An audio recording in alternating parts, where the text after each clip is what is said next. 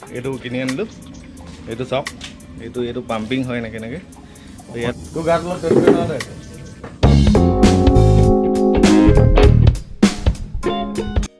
Guys স্বাগতম জনাইছোঁ নতুন এটা ভিডিঅ'লৈ।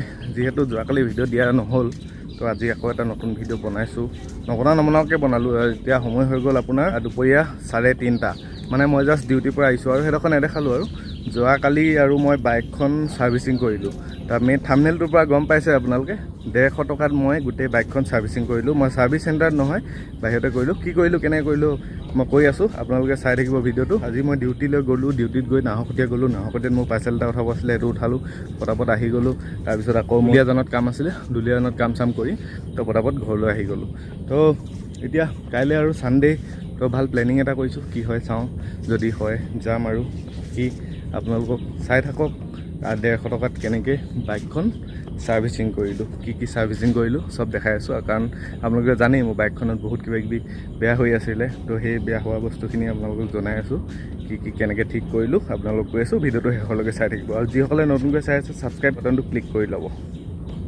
আৰু যোৱাকালি মই এইটো চাই থৈ আহিছিলোঁ, যিহেতু চেনত মানে আপোনাৰ মবিল দিবৰ কাৰণে এইটো কিনি আনিলোঁ। এইটো চাওক, এইটো পাম্পিং হয় এনেকৈ ইয়াত মবিলটো ভৰাই ল'ব লাগিব। আৰু মবিলটো যিখিনি মই মবিলো চেঞ্জ কৰিছিলোঁ একচুৱেলি।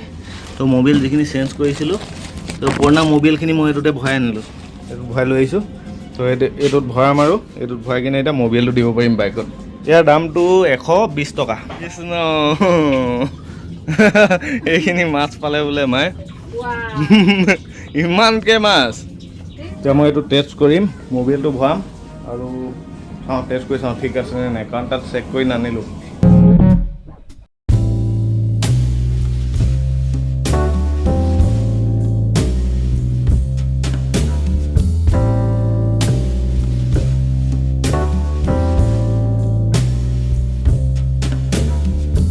বহাই মেলি ৰেডি হৈ গ'ল আৰু ইয়াৰ গাতে অলপ প্ৰথম টেষ্ট কৰি চাওঁ। তোৰ গাত অলপ টেষ্ট কৰি চাওঁ দে, তোৰ বাইকখনত অলপ দি চাওঁ দেই। এই ডিস্ক ব্ৰেকটোত দি চাওঁ।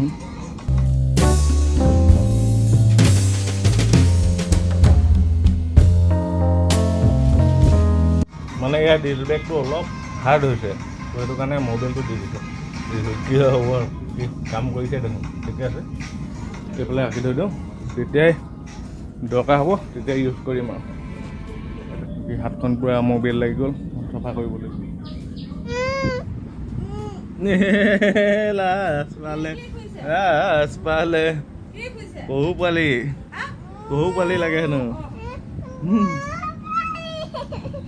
চাওক, দেখাই দিম ভিডিঅ'ত, দেখাই দিম, চবে চাওক, কান্দা মুখখন চাওক, চবে পহু পোৱালি লাগে তাক।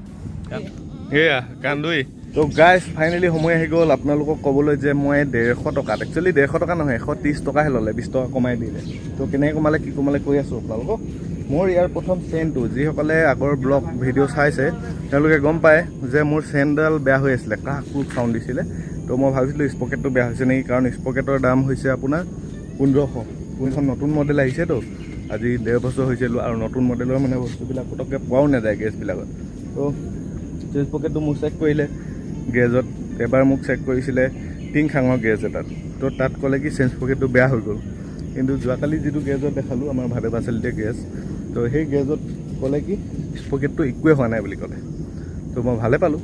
তো চেইন চাই দিলে, চেইনটো পেট্ৰল দি কিনে পূৰা চফা কৰি দিলে, পূৰা নতুন নিচিনা কৰি দিলে, মবিল দি দিলে, একদম ধুনীয়া কৰি দিলে, লিক চুক মাৰি দিলে।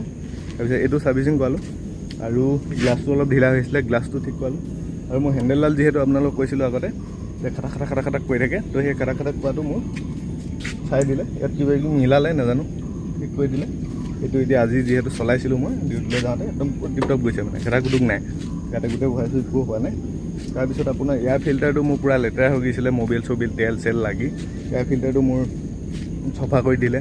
এয়াৰ ফিল্টাৰটো মই বিচাৰি গৈছিলোঁ ওচৰৰ দোকানত, কিন্তু এয়াৰ ফিল্টাৰটো নাপালোঁ। আৰু এয়াৰ ফিল্টাৰটো সেইকাৰণে ক'লে কি চফাই, নতুন মডেলৰ মানে এয়াৰ ফিল্টাৰটো পটককৈ পোৱা নাযায়, তো সেইটো কাৰণে চফাই কৰি দিলে, চফা কৰি লগাই দিলে। তাৰপিছত আকৌ মবিলটো একচুৱেলি চেঞ্জ কৰালোঁ, মবিলটো চেঞ্জ কৰাই ফিল্টাৰটো হেৰি কৰিলোঁ। আৰু ব্ৰেকটো চাই দিলে, ব্ৰেকটো কাক বাজিছিলে অলপ, তো ব্ৰেকটো চাই দিলে।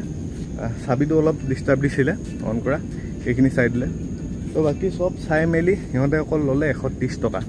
তো ভাবকচোন আপুনি, এইখিনি কাম যদি মই ছাৰ্ভিচ চেণ্টাৰত কৰিব গ'লোহেঁতেন কমচে কম আপোনাৰ 500-600 ওপৰতে গ'লহেঁতেন। তো মই বাজেট ধৰিয়ে থৈছিলোঁ 2000 মান চব মিলাই মেলি, কিন্তু 2000 নকৰিলে। যিটো কাম মোৰ অল টোটেল ম'বিলৰ দাম চাম মিলাই আপোনাৰ 500 টকাত হৈ গ'ল। ম'বিলৰ দামেই আছিলে আপোনাৰ 370 টকা আৰু 130 টকা আপোনাৰ গোটেই যিখিনি ঠিক ঠাক কৰিলে। তো সেইখিনি আপোনাৰ 130 টকা ল'লে, মুঠতে অল টোটেল 500 টকা ল'লে।